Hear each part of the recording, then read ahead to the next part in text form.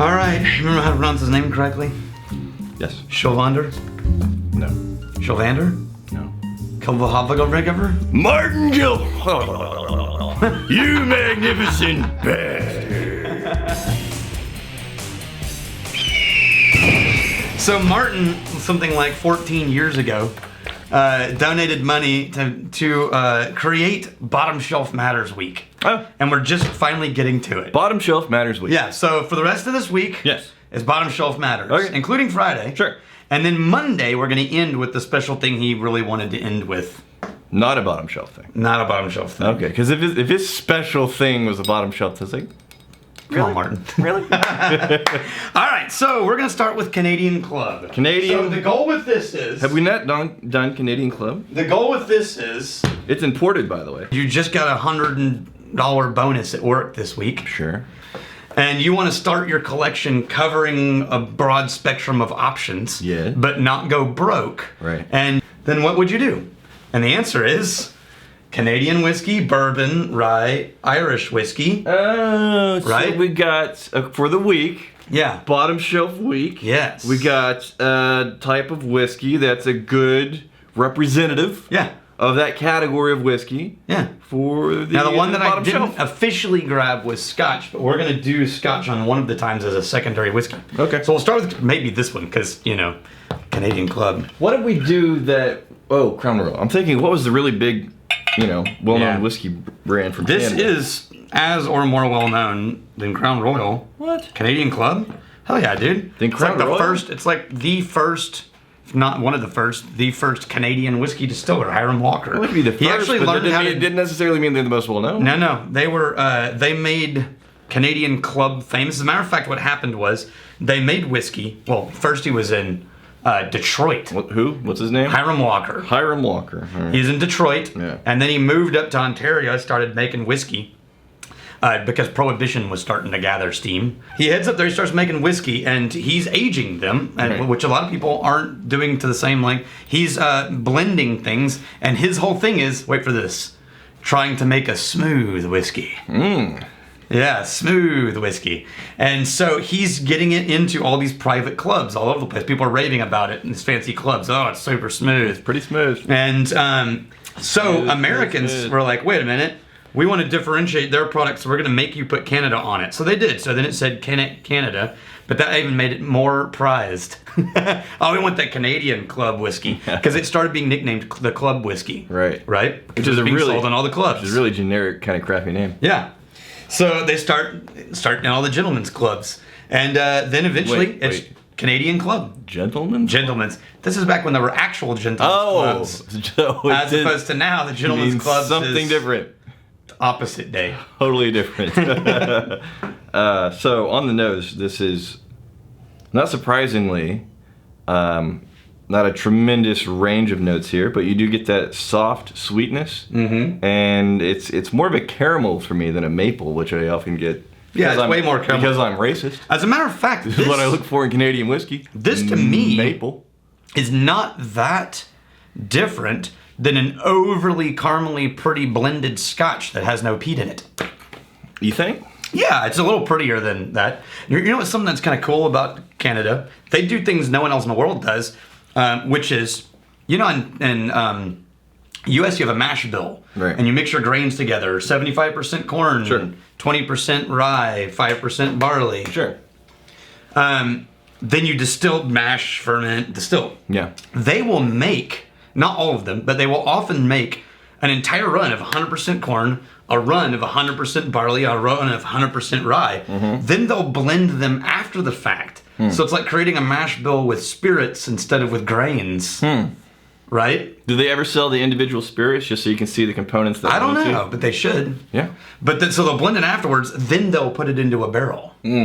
Or sometimes they'll age them separately, then blend them, then age them further. There's all kinds Not of variation. fruity sweetness, sugary, caramel is the word, and it's like it's for for not saying smooth because it doesn't really mean much. It really doesn't. Soft is the word. Yeah. It's soft all the way up until the last little bit, and then it's kind of like you know the way your tongue It feels. is lingering in my throat. You know the way your tongue feels, your mouth feels after you've taken a sip of something carbonated, like a carbonated soda. Yeah. And it still feels like that kind of little springy, Slight edgy burn. yeah, a little bit of I get edgy. that. It has that on the tail end there.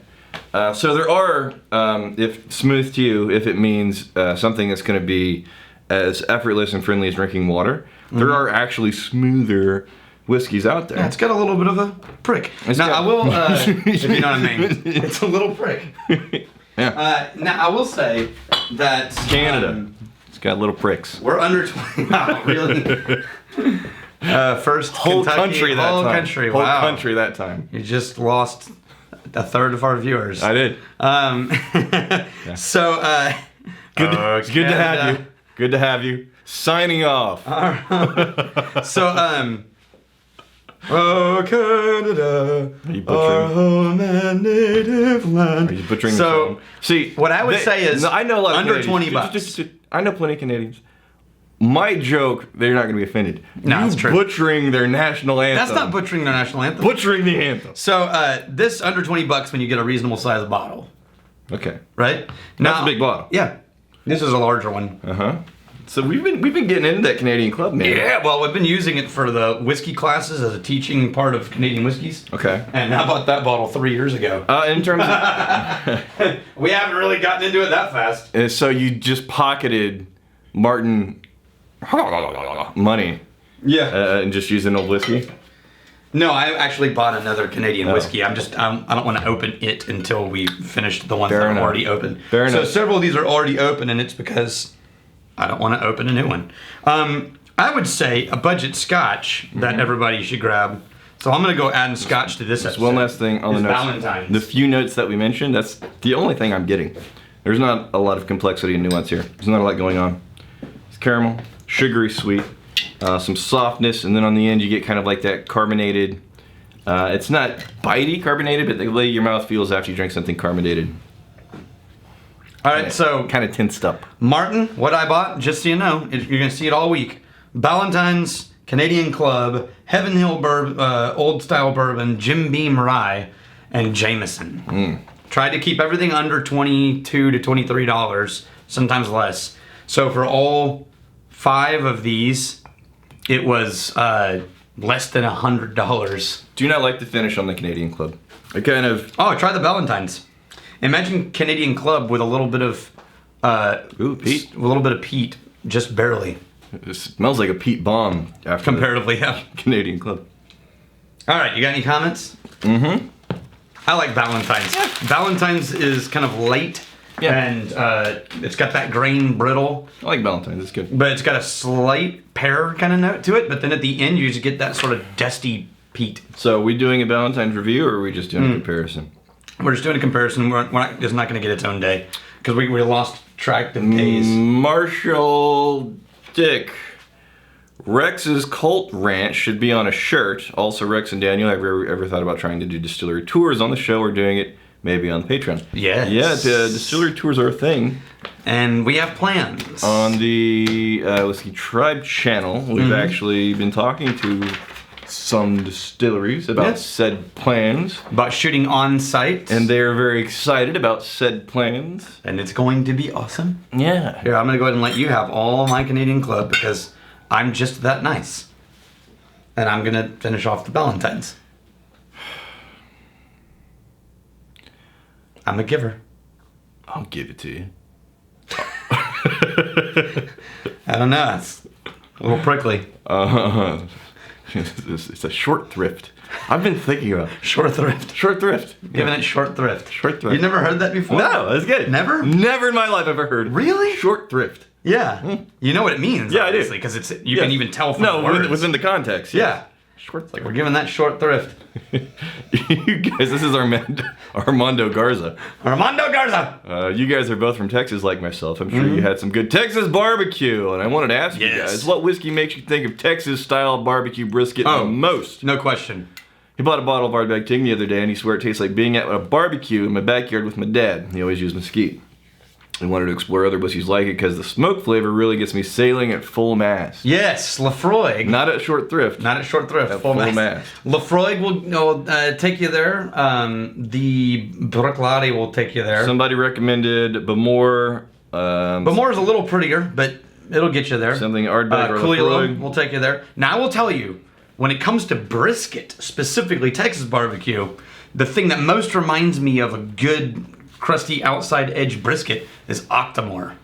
Octomore just tastes like a brown sugar dry rub brisket. Okay.